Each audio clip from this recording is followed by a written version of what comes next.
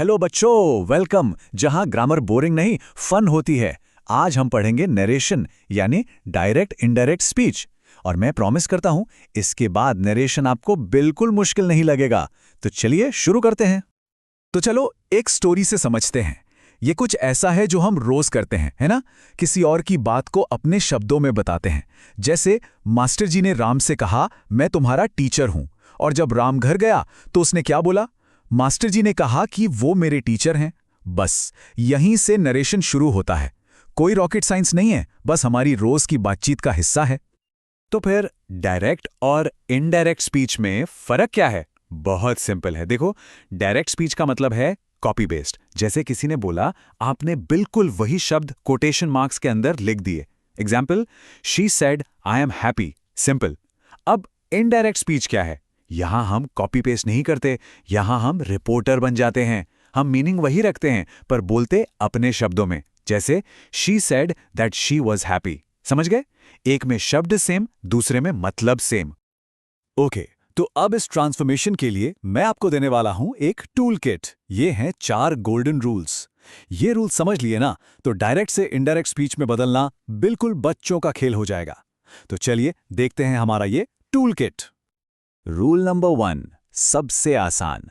इसे मैं कहता हूं सफाई का रूल। बस 2 चीजें करनी है। पहला, जो कोटेशन मार्क्स हैं उन्हें हटा दो, डस्टबिन में डाल दो। दूसरा, अगर सेट टू के बाद कोई सुनने वाला है यानी ऑब्जेक्ट है तो सेट टू को टोल्ड में बदल दो। बस हो गया पहला रूल। अब आते हैं रूल नंबर 2 पर, प्रोनाउन चेंज। सोचो, जब आप किसी और की कहानी सुना रहे हो तो पॉइंट ऑफ व्यू तो बदलेगा ना। तो आई बन जाएगा बोलने वाले यानी स्पीकर के हिसाब से, यू बदलेगा सुनने वाले यानी लिसनर के हिसाब से, और ही, शी, इट या दे ये सब नो टेंशन लोग हैं, इनमें कोई चेंज नहीं होता। ओके, ध्यान से सुनो। रूल नंबर 3, ये सबसे इंपॉर्टेंट है, टेंस चेंज। इसका एक सिंपल सा फंडा है, 1 स्टेप बैक। अगर रिपोर्टिंग वर्ब यानी सेड पास्ट टेंस में है तो पूरी बात पास्ट में चली जाती है। तो प्रेजेंट बन जाएगा पास्ट, सिंपल पास्ट बन जाएगा पास्ट परफेक्ट, विल का हो जाएगा वुड और कैन का कुड। बस टाइम मशीन में एक कदम पीछे जाना है। याद रहेगा ना? और ये रहा हमारा आखिरी golden rule number 4, time and place change. ये बिल्कुल कॉमन सेंस है।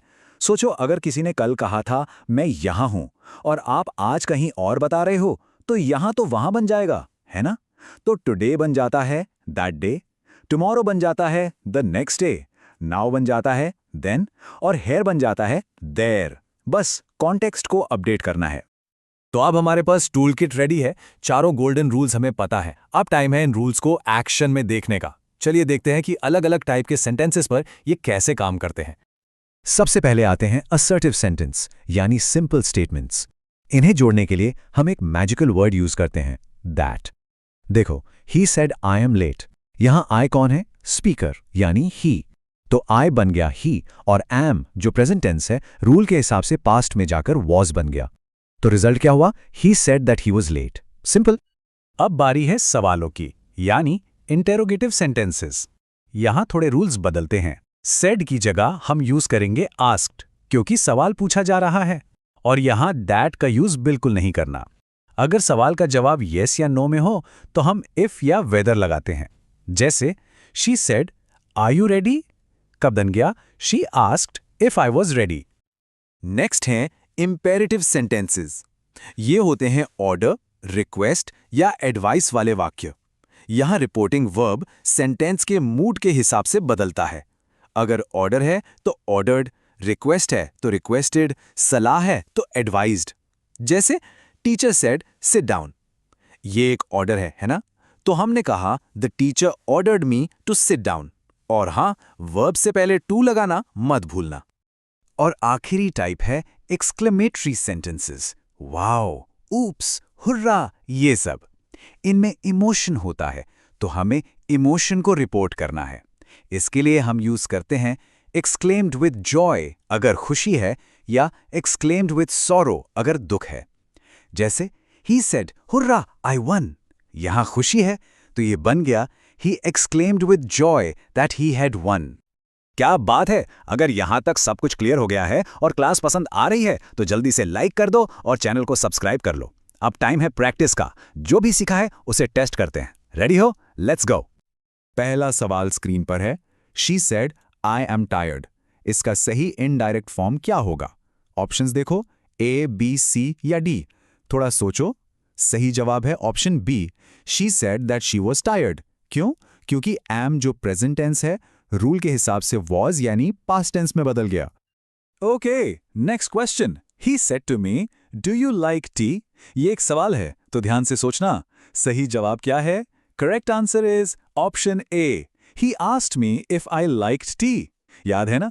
सेड टू बन गया आस्क्ड और यस नो वाले सवाल के लिए इफ लगा दिया। सवाल number 3, mother said clean the room. ये एक ऑर्डर है, तो इसका सही इनडायरेक्ट फॉर्म क्या होगा? Right, option C is correct. Mother ordered me to clean the room. Sentence का मूड ऑर्डर वाला है, इसलिए ऑर्डर्ड यूज हुआ और वर्ब से पहले टू। अब आते हैं एक ट्रिकी सवाल पर। इसमें एक से ज्यादा रूल्स लगेंगे। He said I will go tomorrow. सोचो, इसका क्या होगा?